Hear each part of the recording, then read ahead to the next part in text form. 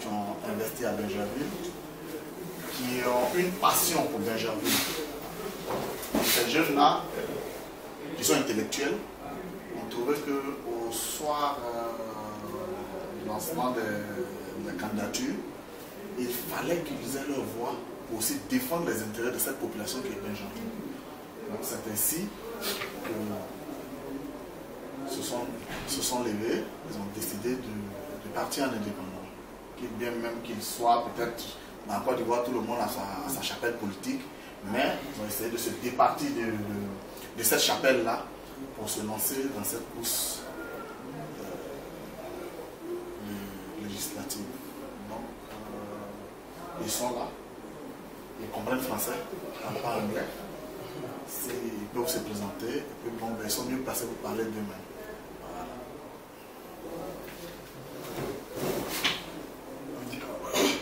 On commence par... monsieur le candidat. Indépendant. Je suis Youssouf Doumbia, père de 3 enfants, marié, directeur de société. Ok. Mais on peut envoyer première question. Oui. Ah, mais il y a un propos liminaire. Un propos liminaire. Vous étiez dans votre propos liminaire, c'est ça? Oui. Voilà, ok, allez-y. Donc d'accord. Né à Bingerville. Je suis le fils de Moussa Doumbia et de Ake Akrebi Marie-Francine. Mon père est ordinaire, ma maman est d'Abata. Je suis de la catégorie Blessé Soukou d'Abata.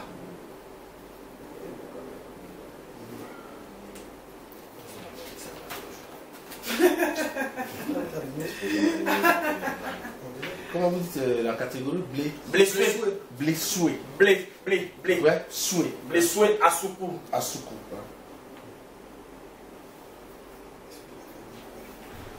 Je suis de la famille Kouedo. Si. Mais ça va lever beaucoup d'équivoques sur ceux qui disent que le nom d'Oumbia est... Voilà. C'est bon? D'accord. Moi, c'est M. Toka Jean-Claude René, T-O-K-A. Voilà. Je suis marié, père de 2 enfants, chef d'entreprise. Je suis gros de par mon père, fils de Toka Bilago, et ébrié de par ma mère, fils de Abo Marie-Louise. Pourquoi vous ne restez pas dans votre coin, comme on le dit, puis vous vous lancez dans ce marigot-là? Merci. Je pense que c'est surtout un attachement pour Bingerville. Parce que je suis fils de Bingerville. Je pense que même étant à la tête d'une entreprise que je suis propriétaire, mais tout en sachant, je veux me proposer à défendre les intérêts de Bingerville, que je suis fils de Bingerville. Alors, avant votre candidature, est-ce qu'il y a des actes que vous avez À Bingerville. pour la jeunesse de Bingerville ou bien pour l'ensemble des populations de Bingerville? D'accord, merci. Effectivement, depuis 5 ans, M. Toka et moi, nous avons un attachement pour la jeunesse de Bingerville. Parce que nous avons fait beaucoup pour cette jeunesse. Nous avons organisé des maracanas, la fête des mères, qui est la 4e édition qui vient de finir en 2016. Nous avons participé à la construction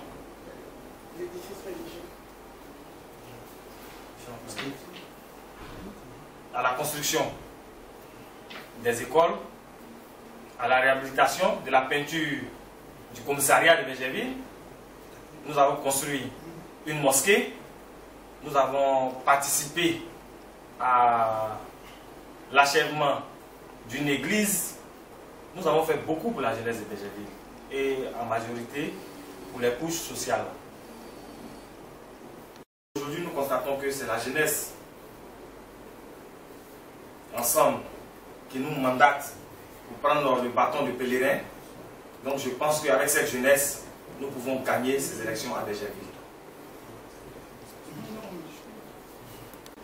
Dans leur entreprise, ils ont pratiquement toute la jeunesse de Bergerville. Ils n'emploient pas des jeunes qui viennent d'ailleurs, ils emploient seulement que les jeunes de Bergerville.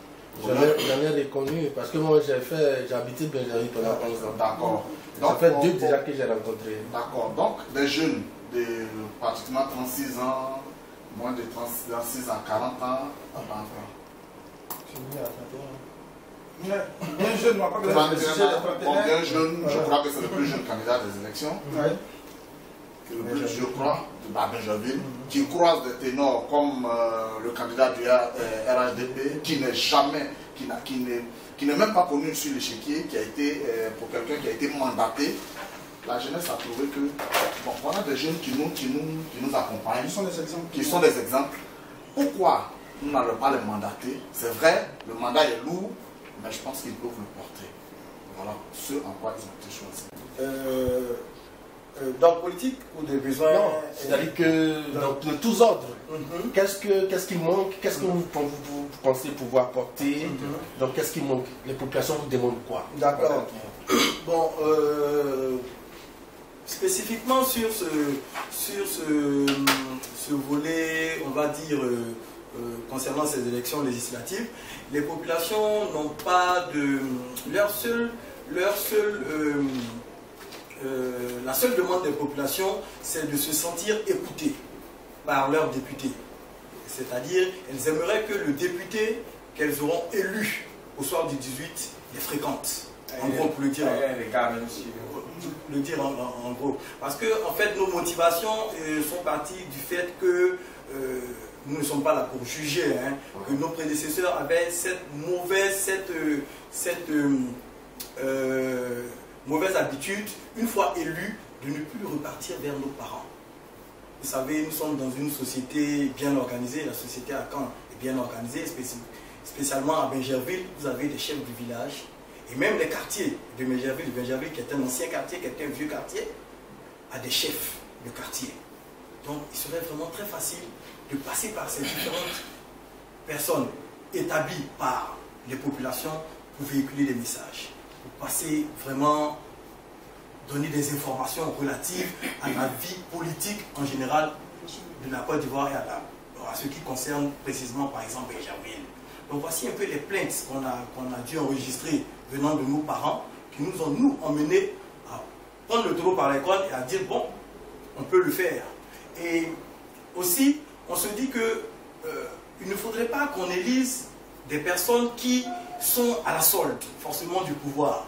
Il ne faudrait pas que le député soit quelqu'un qui n'a que seule fonction son rôle de député.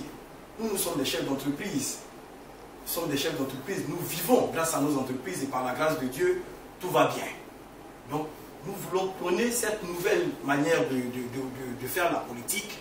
Vous voyez, par exemple, aux États-Unis, le président Trump a été élu. C'est quelqu'un qui, vraiment, a des moyens. Quelqu'un qui a des entreprises.